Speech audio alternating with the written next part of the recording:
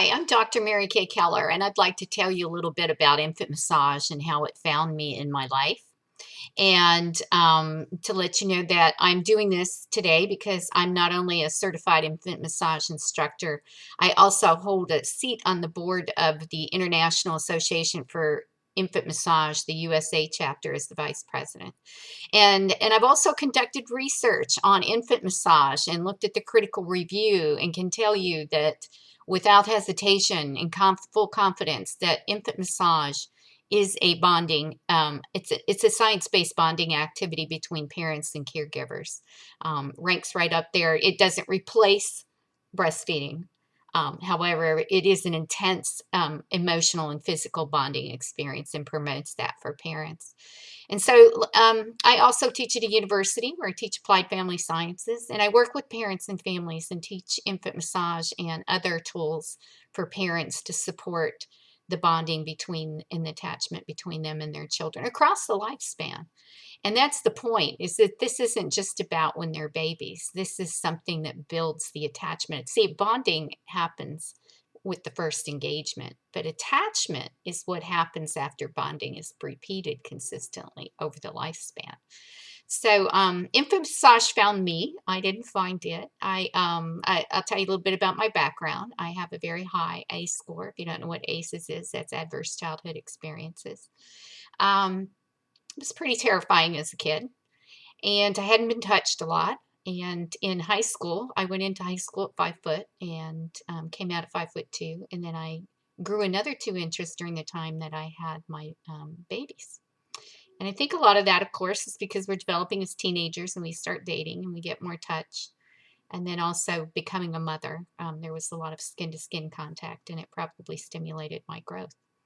So fast forward, I went back to school as a single mom when I was 28 years old, got my degree in psychology and sociology, and then went out to make a living and support my family.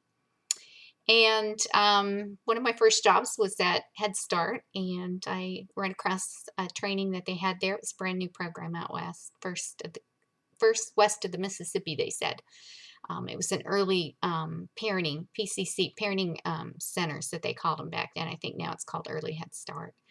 And so they had me go out on a training because they wanted me to implement something called the Nurturing Parenting Program. And part of that Nurturing Parenting Program curriculum had a chapter on infant massage instruction and massaging babies. And that was that was a new idea to me, although I had touched my babies a lot and massaged them without even thinking about it. I just tend to be touchy-feely. But so I moved from that job as the new director of a family support center. It was brand new, empty building. And after we got up and we were opened in about 6 months and really moving up to full capacity by the end of the year, I had a flyer across my desk, and it was from Juliana Boblik, who was living nearby. And I was lucky that both the developer of the Nurturing Parenting Program and Juliana lived in my state at that time.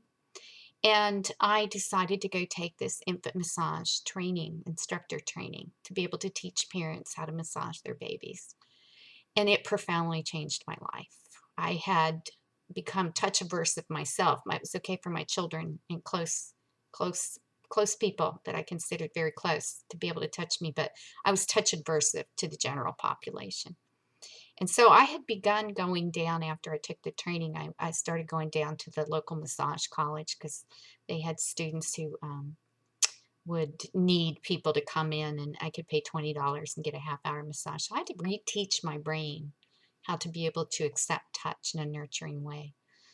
And I was just sold on it because during her training, towards the end of it, she had two parents come in and demonstrate what they had learned in one of her classes.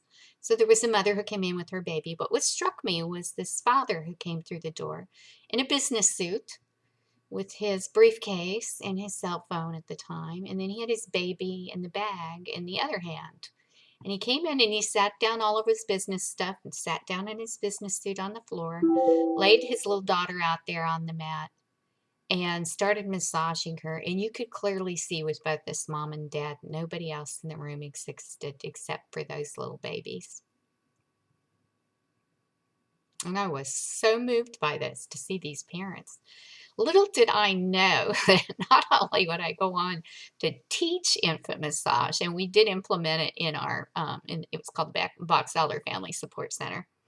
Not only did I go on to teach our caretakers there, who would massage babies. We had one infant that came in and had been exposed to substances during pregnancy and had been removed from the mother, unfortunately. We need to do a better job of how we address that. But anyway, so they had grandparents who were coming in from a rural area, a northern state up in Idaho, and it was going to take a weekend for them to get there. So we massaged this little guy when he first came in because he wasn't very old and he wasn't looking at anybody. He had no engagement cues at all. He wasn't reaching out to connect with humans at all. And by the end of the weekend, he was smiling. He was looking into our eyes, and he obviously very much enjoyed his infant massage instruction. So when the grandparents came to pick him up, he was looking at them, and that was huge. That's a huge impact for any baby. Happy babies that are born and nurtured, they try to engage with you. They want your engagement. They're not being manipulative. They're trying to get their needs met. So that was a delightful outcome to that, and that's how infant massage found me. Eventually, I did go on to research infant massage and did a critical review, like I said, and the benefits. I mean, it just keeps on giving, but I'll talk more about that in another video. Consequently, I ended up researching and realized that as an outcome of my critical review that fathers had not been addressed in attachment and bonding theories. So I'm going to stop there, and that's a little teaser for my next video. So anyway, I hope that you're having a wonderful day and that now you can understand the importance of infant massage in every baby's life. And it's bidirectional, by the way. The baby not only has oxytocin that releases in its body, but the parent does too. So it's good for both of you. It's bidirectional in both directions. So on this International Day of Infant Massage, I would like to encourage you to find a local instructor. Again, my name is Dr. Mary Kay Keller. And you can find me at www.marykaykeller.com. Thanks and have a great day.